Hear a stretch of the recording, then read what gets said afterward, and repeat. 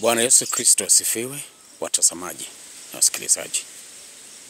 Nataka kuzungumzia kuhusu kunena kwa lugha. Kunena kwa lugha siku hizi imekuwa kama ndo mtindo wa makanisa ya leo. Na imekuwa kama ndo kipimo cha ukomavu wa kiroho. Lakini kibiblia sio hivyo. Kwa sababu Biblia inasema mtu anaweza sema kwa lugha za malaika na wanadamu, lakini hana upendo. Mtu anaweza kuwa na imani ya kuhamisha milima na hata kuwa na ufahamu wa siri za watu, lakini hana upendo. Mtu anaweza akatoa mwili wake ama mali zake kwa sababu ya watu wengine, lakini hana upendo.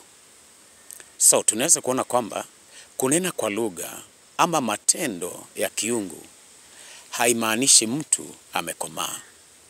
Ukomavu wa kiroho ni kutembea katika upendo. Mtu aweza kuyafanya hayo yote pasipo na upendo. Na ndio maana maandiko yanasema mtu huyo hapati lolote, mtu huyo afanya kazi bure, mtu huyo apiga makelele. Siku za leo huu mtindo wa kunena kwa lugha umeendelea kiasi ya kwamba watu wanaiga lugha za wengine wanazozisikia mahali fulani, na wengine wanatunga lugha za kwao ili tu waonyeshane wao pia ni wa kiroho. Hii ni shida na hii ni hatari sana. Kanisa la kwanza katika Matendo ya Mitume 2 mstari wa 1 na 2 na 3. Maandiko yanasema wote walipojazwa na Roho Mtakatifu walinena kwa lugha kama Roho Mtakatifu alivyowajalia. Swali ni, leo tunanena kwa lugha kwa kujaliwa na nani? Tunajaliwa na akili zetu? Tunajaliwa na kuiga? Au tunajaliwa na tamaa zetu? Wakati tunanena kwa lugha, ni nani anayetujalia kuzinena? Ni swali la kujiuliza. Lazima tuwe makini sana, kwa sababu udanganyifu umeendelea sio katika ulimwengu tu, bali pia katika kanisa la Mungu. Ni siku ambazo Yesu alisema kesheni mkiomba. Na Yesu pia alisema tuombe ili tupate nguvu ya kuvumilia yale yatakayotokea siku za mwisho, tukimngojea hadi siku anaporudi.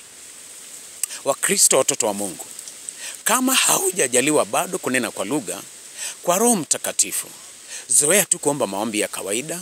Bora tu na imani yako na inaitunza na unatunza uhusiano wako na Mungu. Mungu atakuona, Mungu atakusikia na Mungu atakujibu. Lakini itakapotokea Roho Mtakatifu amekujaza na unasema kwa lugha kwa uwezo wake, kwa kujaliwa naye, hamna shida. Ni hatua nyingine ya imani na utaendelea ukikua kutoka kiwango hadi kingine. Lakini tukatae na kukemea huu mtindo ambao umetokea sasa hivi. Uko makanisani, kwa wahubiri, kwa waimbaji na waumini, kunena kwa lugha wakati wote, saa yoyote, mahali popote, hata bila kujali. Kunena kwa lugha sio dhambi, lakini ni nani anayetujalia kunena? Ni Roho Mtakatifu au ni akili zetu, ama ni kuiga kwetu, au ni tamaa zetu? Hilo ndo swali. Kumbuka, chochote kisichotokana na Roho wa Mungu sio cha Mungu. Ziwe lugha, iwe unabii, iwe mahubiri, lolote ambalo tunalifanya ambalo halitokani na Roho wa Mungu, na maanisha haliongozwi na Roho wa Mungu, halitokani na halihimizwi na Roho wa Mungu, basi sio la Mungu, kwa sababu Roho wa Mungu ni Mungu mwenyewe. Tujihadhari sana na mtindo huu, kwa sababu kwa kutojua tumejiingiza katika shida iliyo kubwa katika ulimwengu wa rohoni. Nikimalizia niseme hivi, hii ni siri watu wengi hatujui. Wakati tunanena kwa lugha kwa kutojaliwa na Roho Mtakatifu, mapepo yakizisikia zile lugha huwa yanasipatia maana yoyote wanataka. Wanaweza zipatia lugha maana yoyote, either ya kuharibu ama kuua. Ndio maana Wakristo tumekuwa tukinena kwa lugha bila kujaliwa na Roho wa Mungu, na maisha yetu ya rohoni yanaendelea kuwa mabaya kila wakati. Uhusiano wetu na Mungu umeendelea kuwa mbovu kila wakati. Basi tuwe makini. Kama haujajaliwa kunena na lugha na Roho Mtakatifu, subiri, siku ipo, wakati upo. Endelea kudumisha uhusiano wako na Yesu Kristo katika maombi na kulisoma neno na kukaa katika neno. Siku itakuja, Yesu Kristo atakujaza. Lakini usidhubutu kuiga, usidhubutu kutunga lugha, kwa sababu utajiletea matatizo na hautajua kama hilo ndilo lililokuletea matatizo. Bwana wabariki tunapozingatia ukweli huu ambao hatujaufahamu sana.